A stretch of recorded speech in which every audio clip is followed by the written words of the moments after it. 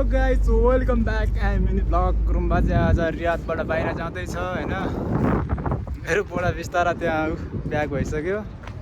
सरारा लाएर अब गाडी आउँदैछ। गएको छ हाम्रो दाइ नेपाली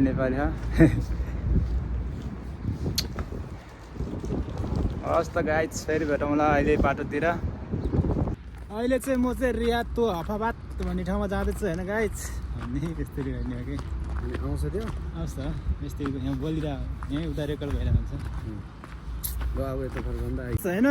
म चाहिँ अब रियाद छाडेर हाफाबाद जाँदैछौँ। अब त्यहाँ अब केटी मान्छे बोक्नु पर्ने चाहिँ त्यहाँ सानो गाडी छ अरे भन्ने सुने हो। के हुन्छ त्यहाँ आगासी आउँछ नयाँ भ्लग घुम्बाको होइन है त गाइज।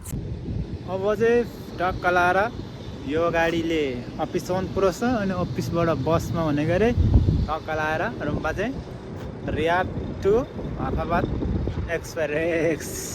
होइन म चाहिँ अहिले बस कुर्दैछु होइन, वेटिङमा छ बस। अब कतिखेर 1 बजेको टिकट छ टक्क लाएर। फाइनली म चाहिँ बसमा ठ्याक्क चढ्यो 2 घन्टा वेटिङ पछि होइन गाइज हो बसमा। अब हाफाबाद ट्राभल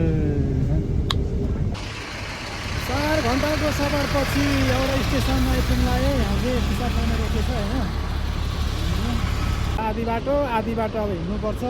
यो बसमा आएको म चाहिँ अब गाह्रो छ हो यार। अल्छी लागिसक्यो हिँड्दा बसमा।